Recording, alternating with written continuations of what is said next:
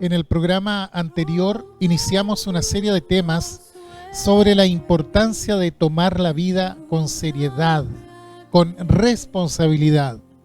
Y para ello tomamos una porción del profeta Jeremías, y el día de hoy quisiera invitarles a continuar con este tema, considerando el mensaje de este profeta de la antigüedad, y para ello voy a dar lectura al capítulo 6, versículos 13 al 16. Recordemos que el profeta Jeremías, al igual que Isaías, vivieron en una sociedad muy similar a la nuestra, por tanto, lo que dicen ellos aplica perfectamente también a nuestra realidad. Dice la palabra del Señor: porque desde el más chico de ellos hasta el más grande, cada uno sigue la avaricia, y desde el profeta al sacerdote, todos son engañadores.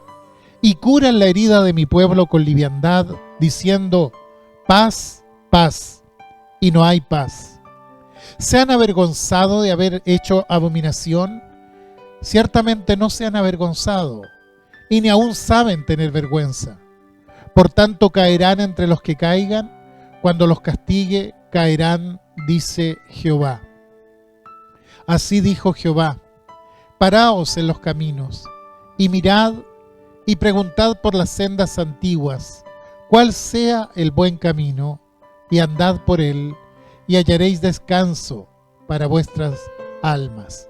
Mas dijeron ellos: no andaremos.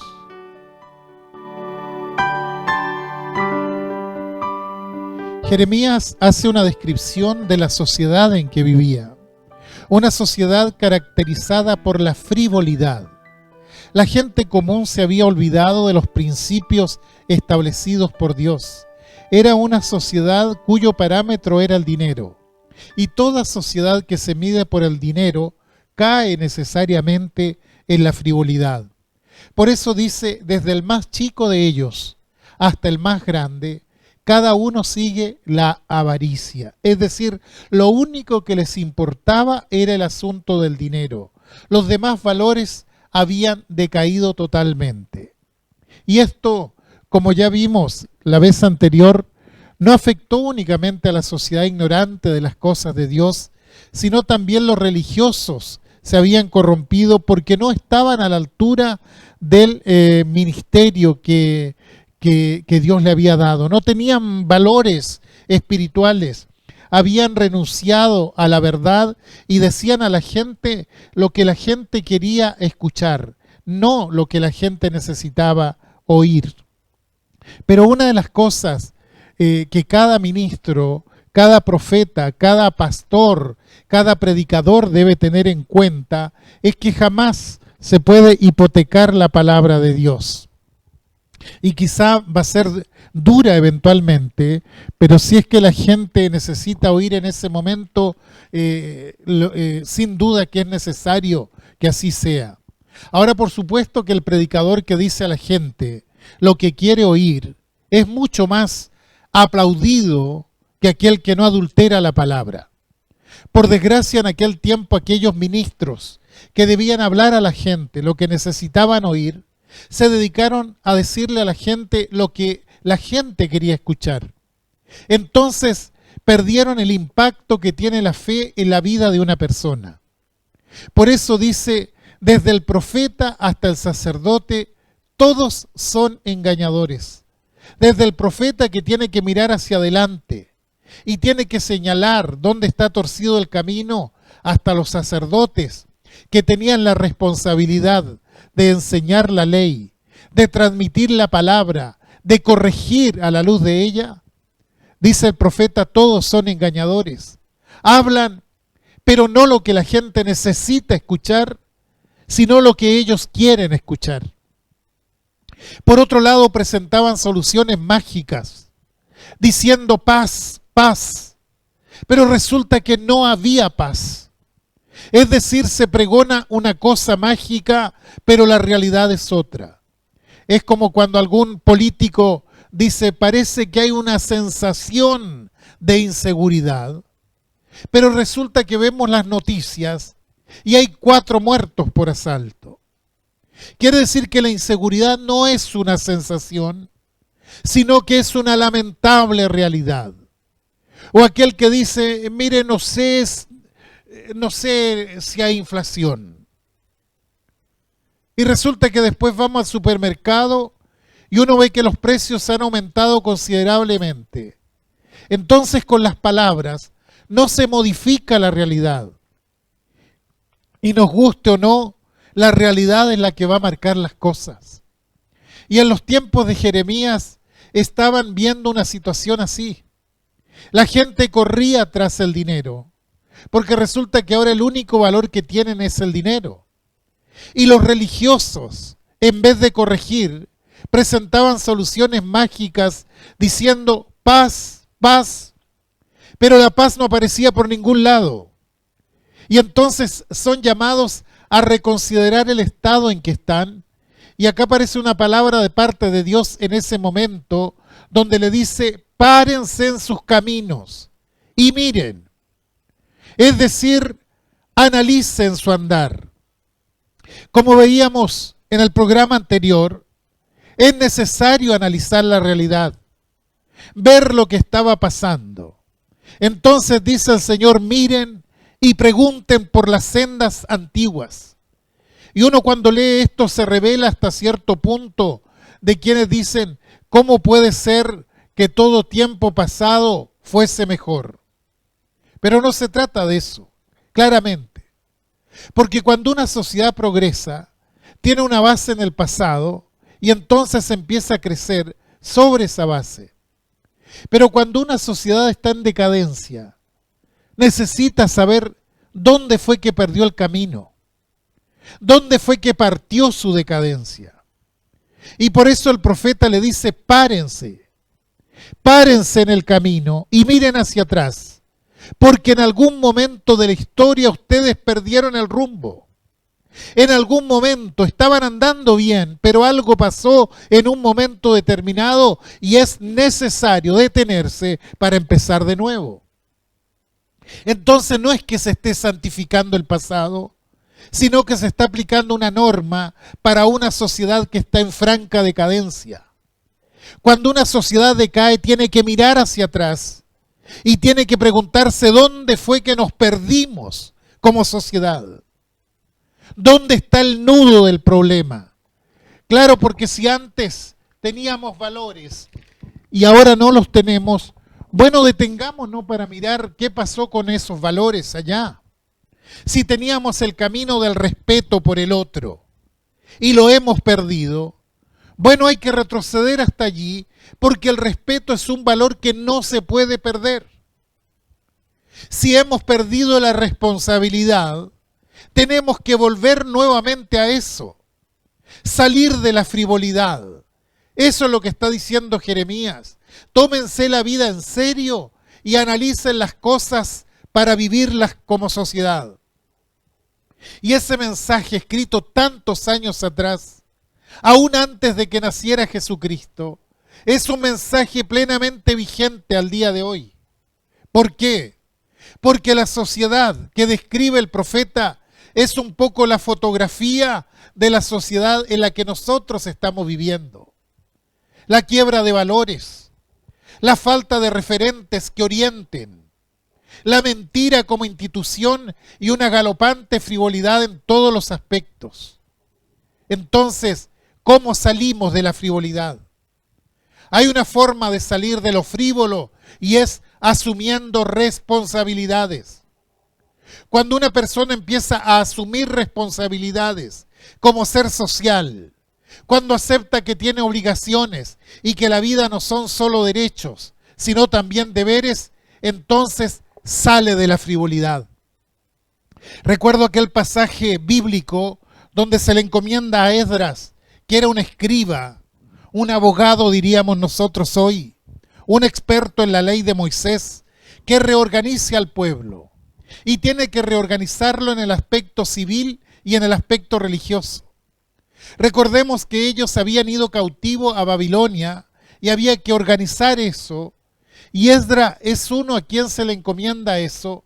y se le encomienda justamente porque era un hombre que dominaba la ley de Moisés, que se conoce que es un hombre recto, entonces se le encomienda este trabajo.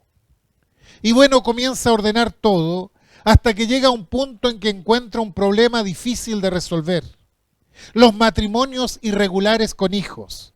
Y todo eso era muy difícil de resolver y entonces queda paralizado. Tenía un montón de colaboradores alrededor suyo y una orden, pero eran tan duras las medidas que tenía que tomar que se paraliza, queda pasmado, y los que lo acompañan se quedan mirando porque él es quien tiene que decidir. Lo miran, pero él no atina nada. Entonces uno le dice: vamos, levántate porque esta es tu obligación. En otras palabras, tienes un deber. Te encomendaron algo. Nosotros vamos a estar contigo en esto, pero el que tiene que esforzarse eres tú. El que tiene que cumplir y poner manos a la obra eres tú. Es decir, Esdras, mira tus obligaciones. No las puedes eludir. Y a veces las obligaciones se pueden cumplir fácilmente, pero hay ocasiones en que no es así, que es muy difícil. Pero sea como fuere, las obligaciones hay que cumplirlas. Entonces le dicen a Esdras: levántate porque esta es tu obligación. Y es muy importante recordar esto en la vida. Recordar que tenemos derechos, pero también tenemos obligaciones. Que también tenemos responsabilidades y nuestro deber es asumirlas. No se puede eludir la responsabilidad. Y hay dos tipos de responsabilidades: la responsabilidad en lo personal y la responsabilidad en lo social. Jesús también habló de la responsabilidad. Lo veíamos al inicio cuando dice: miren, el que quiere edificar una torre no puede dejarse llevar por el entusiasmo o por la emoción o por el impulso, sino que tiene que pensar y hacer un proyecto. Porque claro, es lindo hacer una torre. Me gustaría tener una torre, pero siéntate primero y piensa: ¿qué recursos tengo para construir esa torre? Si alguien decide hacer una torre, tiene que sentarse y pensar. Debe tener claro qué es lo que quiere hacer, por qué lo quiere hacer y cómo lo va a hacer. En otras palabras, tener claro el costo, el trabajo, el esfuerzo que aquello le va a significar. Esto es lo que se conoce como planificación. Por eso Jesús dice: no se puede planificar una torre si uno no se para primero y se pregunta por qué lo quiero hacer y cuánto me va a costar.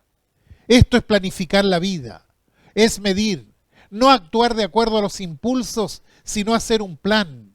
Porque claro, a mí me gustaría hacer una torre, sería lindo, pero ¿para qué la quiero?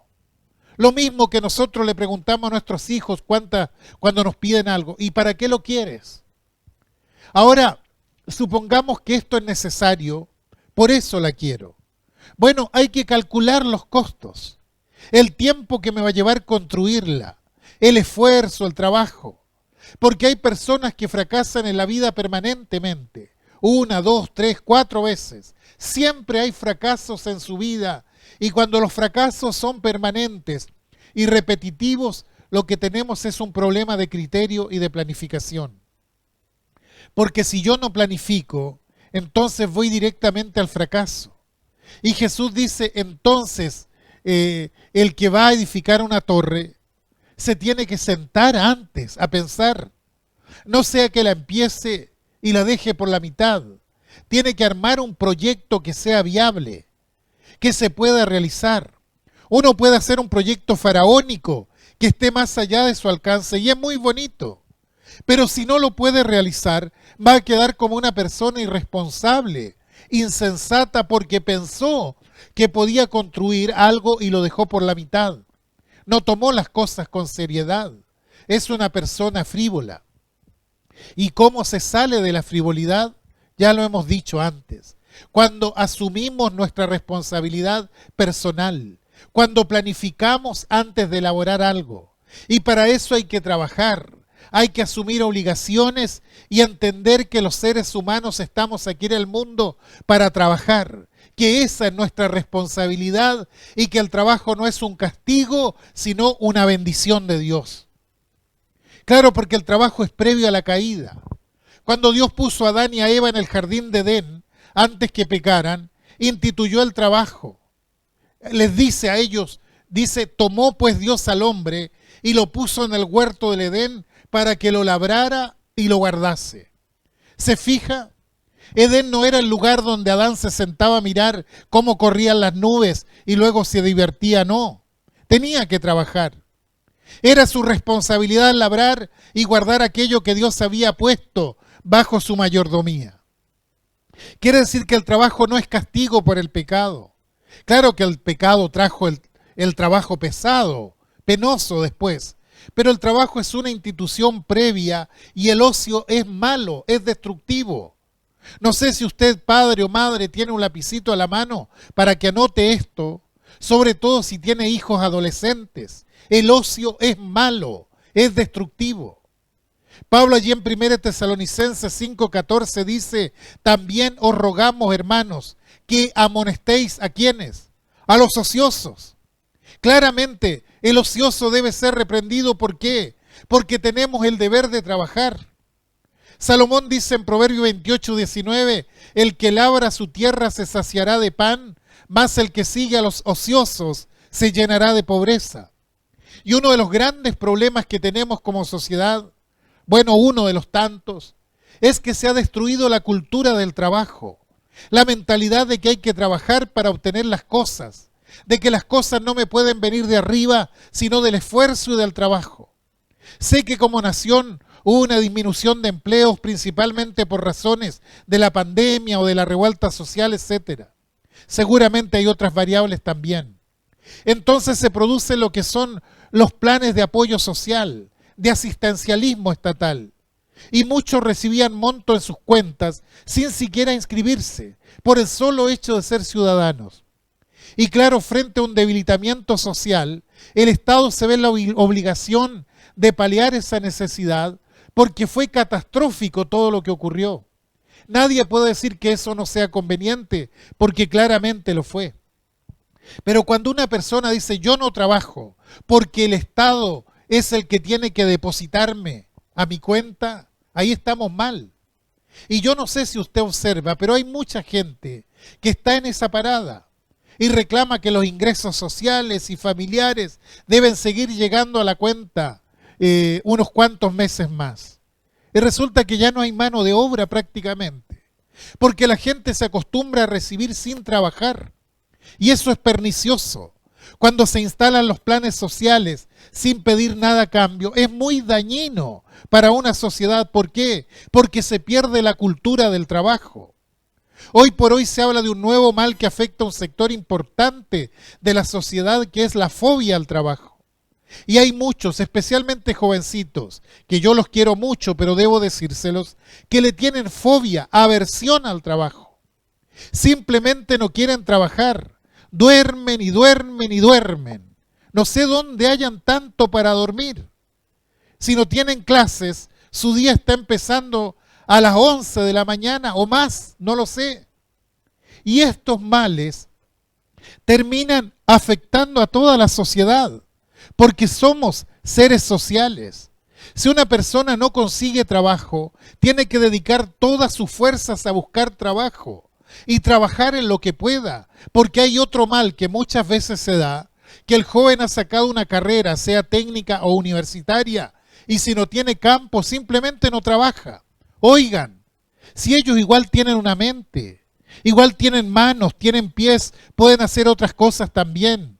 Digo esto porque creo que debemos resucitar la cultura del trabajo como sociedad. Hace algunos años se requería de mucha mano de obra para las cosechas. En la zona central, la cosecha de fruta, contrataban lo que se llamaban los temporeros.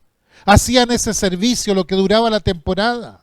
Al sur era la cosecha del pescado, del salmón, y se necesitaba gente en cantidades que fueran a trabajar justo la época del verano, cuando los estudiantes no están en las escuelas. Y yo recuerdo que uno se iba a ofrecer para la temporada. Pero hoy en día prácticamente no hay gente que se dedique a eso. Menos mal que han llegado trabajadores desde otros países a levantar la cosecha. ¿Por qué? Porque se ha perdido la cultura del trabajo. Y creo que nosotros como padres tenemos que ponernos firmes en esto. Muchos de mis antepasados, yo provengo de Chiloé, dejaban sus tierras, sus familias para ir a las estancias al sur de Chile o Argentina, donde se quedaban meses, después de angustiosas travesías en barcos, para ir y trasquilar ovejas y para tener el pan a sus familias. Salían a trabajar. El otro día me encontré con un documental de esos y me emocionaba el tremendo esfuerzo de la gente. Alguien dirá, pero eso eran otros tiempos. Claro que eran otros tiempos, pero es un legado. No podemos pararnos en el otro plato de la balanza solo porque al país le esté yendo mejor, porque no siempre va a ser así. Esa misma gente que se sacrificó hoy en día tiene hijos profesionales, hijos empresarios, pero hubo un precio que se debió pagar, el cual debiera ser valorado por las nuevas generaciones. Hoy ya nadie quiere esforzarse. Enseñémosle a nuestros hijos la dignidad del trabajo, que el trabajo dignifica a las personas y que la dádiva, la limosna estatal humilla a las personas. Los jóvenes deben aprender desde su más temprana edad lo que significa el trabajo, que se interesen en el trabajo. Quizás no será una gran remuneración o ni siquiera serán remunerados, pero es un ejercicio de disciplina muy importante. Un muchacho a los 18 años debería empezar a pensar en cómo mantenerse.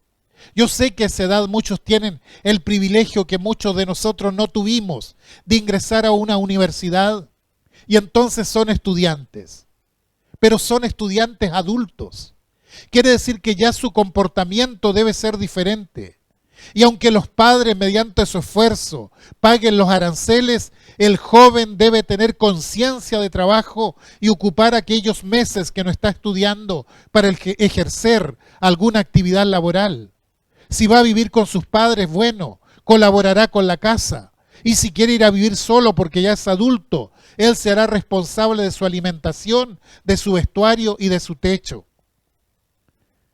Recuerdo que mi padre nos enseñó que los meses de verano había que trabajar.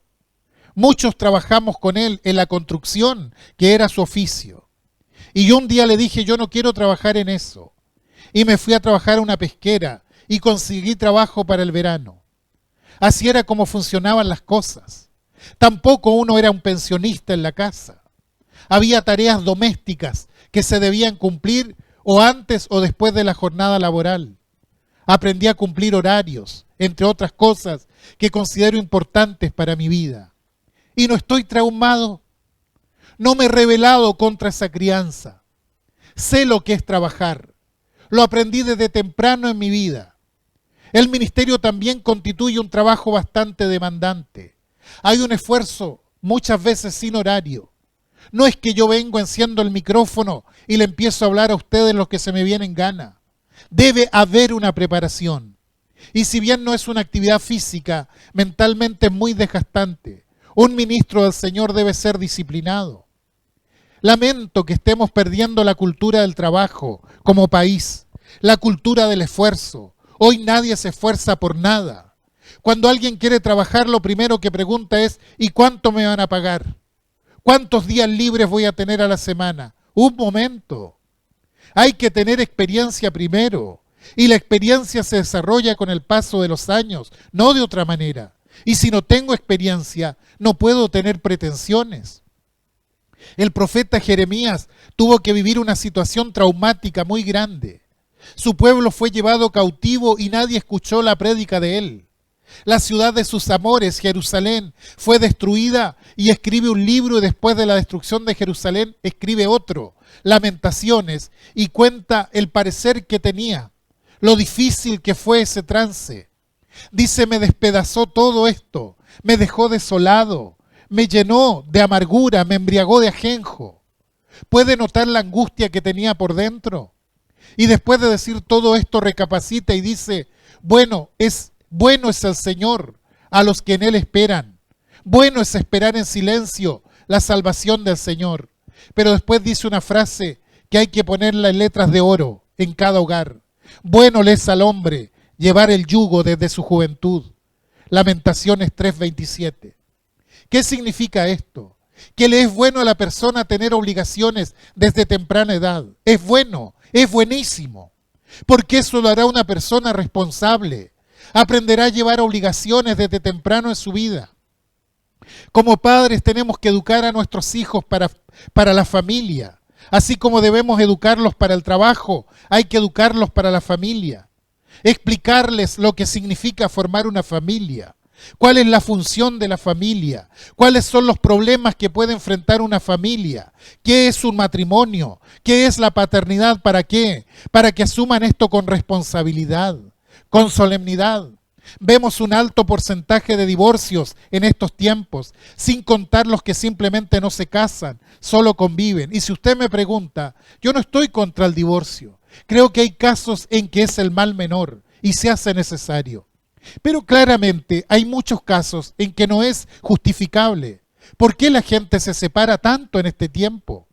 Porque como padres no hemos educado a nuestros hijos para la familia. Desconocen el valor y la seriedad de un hogar. Por desgracia, los que más sufren con esto después son los hijos. ¿Cómo comienza una familia? Cuando dos jóvenes de ambos sexos se conocen, se gustan y deciden comenzar un noviazgo, no un pololeo, no una relación recreativa, sino algo serio. Ahí tenemos el germen de la familia. Ahora los padres deben actuar antes de esto, deben madrugar en esto, preparar a sus hijos para esto, explicarle que el noviazgo es una etapa previa al matrimonio y que no se puede prolongar eternamente. Quiere decir que si el joven se pone de novio, tiene que pensar que esa etapa no debe exceder más allá de 2 o 3 años como máximo. Y para entonces ya debe tener definido dónde va a vivir, de qué van a vivir, cuántos hijos van a tener, etc. Entonces no es un juego ponerse de novio. Es poner el punto de partida para algo que tiene que realizarse y tiene que realizarse pronto. Por eso los padres tienen que actuar antes y explicarles que el noviazgo es una etapa previa que termina con el casamiento. Y entonces van a tener una familia independiente. Por tanto, iniciar una relación amorosa no es un juego. No tiene que verse como algo romántico de mariposas revoloteando. Es un asunto serio. Hay que tomar decisiones y no hay demasiado tiempo para ello. Un noviazgo no puede durar 5, 8, 10, 15 años. Eso no está bien. Si una pareja de novios ve que pasan los años y no deciden casarse porque encuentran problemas en esto o aquello, es mejor que se separen. ¿Por qué? Porque entran en una zona peligrosa, entonces hay que ponerle freno antes. Hasta aquí seguramente usted ya se ha dado cuenta que este predicador que le está hablando es demasiado retrógrado, ¿no? Que se quedó en el pasado. Alguien que le diga a este predicador que estamos en el siglo XXI, no en el XIX. ¿Sabe? Está bien. Pero todo lo que he dicho hasta aquí tiene base escritural. El punto es si nos vamos a guiar por la escritura o por la cultura. Pero las dos cosas no resultan. Entonces lo primero que tienes que saber, o que tienen que saber los jóvenes, es que deben tener un trabajo estable antes de comenzar una relación. Porque el noviazgo no es una etapa larga. Por tanto, debe haber estabilidad laboral económica. Si un joven no tiene un trabajo estable, no puede hacerse cargo de una familia. Simplemente entonces no debería iniciar una relación amorosa, porque estamos hablando de cosas serias, porque la vida es algo serio. ¿Se da cuenta? ¿Consciente conmigo? Y las mujeres deben tener en cuenta que la situación social cambió también en este tiempo. A diferencia de algunas décadas anteriores, que la mujer sale a trabajar, que tiene que ayudar a la casa, pero no debe ser el sostén de la casa. Porque el sostén de la casa tiene que seguir siendo el hombre. La mujer puede ayudar, pero el sostén tiene que venir por medio del esposo. ¿Sabe por qué? No solamente porque ese es el diseño establecido por Dios y porque Dios no hace las cosas por mero capricho, sino porque después van a llegar los hijos. Y si queremos formar una familia de acuerdo a lo establecido por Dios, y si queremos educar a nuestros hijos, tenemos que ordenar el matrimonio dentro de estos principios. Dios no se equivoca. Creo que no es de sabio discutir con Dios. Por supuesto, la corriente feminista cierra sus oídos frente a esto y lo considera algo agresivo, algo opresivo, ideas rancias del patriarcado. Pero ¿ha visto cómo crían a los niñitos en las salas cunas? No digo que las encargadas sean malas, no estoy diciendo eso. Pero los tienen como animalitos, como pollitos, con un régimen establecido por el Estado y desde pequeñitos le van lavando sus cerebritos. Llora uno aquí, llora el otro allá. Da dolor de corazón verlos. Yo le digo porque yo los he visto. ¿Quién le va a dar la contención que necesita como podría dárselo su madre? El ser humano tiene necesidades especiales. No puede haber una formación en serie, como se crían las ovejitas o los pollitos. Si usted tiene 2 o 3 hijos, usted sabe que todos no son iguales. ¿Entonces se equivoca la Biblia? Claro que no. ¿Se equivoca el sistema? Sí, claro que se equivoca. Y es lamentable por aquellas madres que no tienen otra opción más que trabajar y dejar a sus pequeñitos en esos lugares que yo llamo depósitos humanos.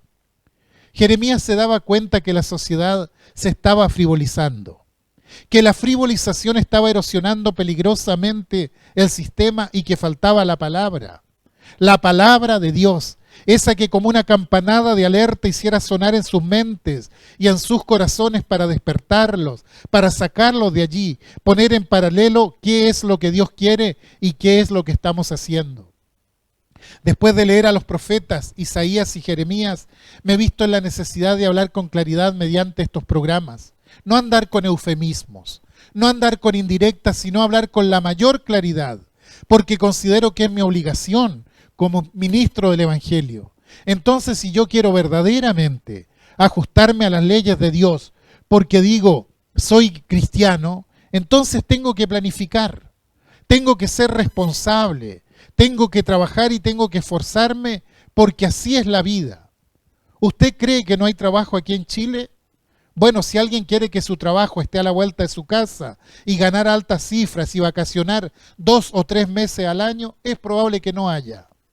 Pero aún hay trabajo. Que ha decaído la oferta es indudable. La realidad no es la misma que antes de la pandemia. Ya veníamos mal como país con la revuelta violentista que sufrimos en octubre del año 19.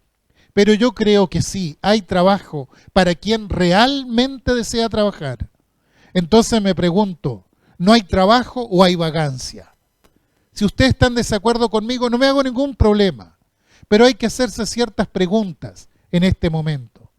Yo sé que es difícil, sé que no es igual que antes, sé que la demanda de la vida ha subido considerablemente, pero ha habido épocas de profundas crisis económicas en este país, de inflaciones y recesiones. Sin embargo, la gente salía y encontraba trabajo. Reflexionemos sobre las cosas. No nos quedemos con lo que dice el comentarista de la tele. A veces siento que todo va tan rápido que no se nos permite pensar sabiamente. El problema es la frivolidad, o sea, no entender lo que es la vida. Pensar que la vida es tener y ganarle al otro. Y esto va carcomiendo las bases. El pensamiento superficial está minando los medios y llega la gente y habla de todo menos de lo que debe hablar. He escuchado los debates de los políticos en épocas de elecciones y me he quedado pensando el nivel de superficialidad al que hemos llegado como nación. Son pocos los que se sientan a reflexionar, a pensar con detenimiento. Es más fácil entregarse al pensamiento débil. Nada se cuestiona. En su potencial gobierno, ¿usted aprobaría el aborto libre? Claro que sí, dijo uno. Hasta los 9 meses de gestación. Claro, porque quería ir un paso más adelante que los demás. Yo cuestiono esta sociedad. Sé que soy parte, no me excluyo, pero la cuestiono, partiendo por mí mismo. Porque Dios por algo me dio la cabeza para discernir y para cuestionar lo que está pasando, para no dejarme llevar tan fácilmente por la moda. Vemos cómo crece la insensatez, tanto en la dirigencia como en la sociedad. No hay distinción al respecto. Nos hemos vuelto cada vez más insensatos, más necios como sociedad, y pertenecemos a ella por si acaso. Pero el cristiano tiene que discernir, tiene que evaluar todas las cosas, tiene que ser cauteloso, no aceptar todas las propuestas. Tiene que diferenciar lo bueno de lo malo, lo conveniente de lo inconveniente. Eso es discernir. diferenciar lo que está bien de lo que está mal, lo edificante de lo destructivo, llevar todo en proyecto, que es lo que no se ve el día de hoy, la proyección. ¿Y qué quiero decir con proyección? Que cuando quiero hacer algo debo preguntarme, ¿y cuál será el resultado de esto? A veces los jovencitos especialmente miran a los famosos que promueve la televisión y claro, son unos crack, campeones en lo suyo, en el deporte, por ejemplo. Pero resulta que son inmorales. Nada les interesa. Se jactan de su inmoralidad, de sus casamientos y sus descasamientos. Pero son reconocidos en lo que hacen y la gente los aplaude. Ahora, si el joven no diferencia entre lo que es la habilidad en el deporte con la vida personal, esa clase de persona le va a marcar un rumbo porque resulta que es su ídolo. Hay que tener cuidado con esto, porque es pernicioso para los jóvenes, adolescentes especialmente. Entonces hay que mirar todo en proyección, es decir, en cuáles serán los resultados de esta siembra que estamos teniendo. ¿Qué sucederá dentro de un tiempo si la siembra sigue en este sentido? Si no reaccionamos. Jeremías dice, paraos en los caminos, párense, no corran junto con todos. Debo correr, avanzar, pero también me tengo que parar y mirar. Dice Jeremías, miren, analicen la realidad, no traguen todo, analicen la realidad, pregunten, consulten, porque la historia es una buena consejera. La historia va diciendo qué es lo que va a pasar y no repitan entonces los errores. Y busquen, les dice Jeremías, el buen camino y transítenlo. No les dice busquen el camino antiguo, dice pregunten por lo antiguo y hagan su propio buen camino para andar por él. Esto es lo que tenemos que hacer en estos momentos de la historia, pararnos. Yo entiendo lo que es la vorágine de la información. Estamos bombardeados permanentemente con información. Usted está en su casa, pero se está informando de todo. Lo recibe permanentemente por las redes como un verdadero bombardeo. Bueno, hay que pararse y decir, voy a analizar todo esto. Es necesario examinar, analizar la realidad, no tragarme todo sin discernirlo. Si tenemos una cantidad de jóvenes que están cayendo en la drogadicción, ¿por qué están cayendo? Yo tengo que pensar en que algo está pasando. No puedo simplemente mirar. Tengo que pensar sobre eso porque ¿por qué antes no pasaba? Porque la droga no es una novedad. La droga es milenaria. Pero ¿por qué antes no pasaba? Por lo menos no como ahora. ¿Qué está pasando ahora? Uno dice, claro, es que los narcotraficantes que han invadido nuestro país, pero cuidado, para que haya un vendedor tiene que haber un comprador también, si no el negocio se cae. Y la preocupación debe estar allí. Entonces, ¿qué está pasando? ¿Por qué un joven se convierte en drogadicto? Porque hay falta de familia, porque hay falta de educación, porque hay ausencia de los padres. Hay que analizar esto, preguntarle a los más antiguos cómo es que antes se respetaba a los padres y ahora no. Ya no hay respeto por las personas mayores. Todo el mundo se trata de tú. Un jovencito de 12, 13 años o menos se dirige a una persona de 60, 70 años que ni la conoce y lo trata de tú. Y uno dice, ¿qué más da? El diálogo es más cercano. El tema es que no estamos marcando las diferencias. ¿Por qué? Porque el respeto se ha perdido. Esa persona mayor tiene una historia, tiene una experiencia, tiene una larga vida que debo respetar. Si no la respeto, la sociedad se degrada porque no reconoce referentes. Preguntemos sobre esto, dice Jeremías, porque a lo mejor el pasado tiene algo para enseñarnos y busquemos el buen camino. ¿Para qué? Para andar por él. Termino recordando algo que dije en el programa anterior. Jeremías, mirando para afuera, dice, esto es un verdadero desastre. Entonces va donde los entendidos, los grandes, y lamentablemente hacían lo mismo que los demás. No había diferencia. El cristiano tiene que ser diferente. Y este es el desafío que tenemos en este momento. Este es el desafío que creo que nos queda claro a todos en este momento. Es el desafío que tenemos como cristianos en este tiempo como sociedad. Pidamos a Dios cada día que nos ayude a cumplir con las obligaciones que tenemos como ciudadanos, como familia, como padres, como hijos. Cada uno asuma su responsabilidad.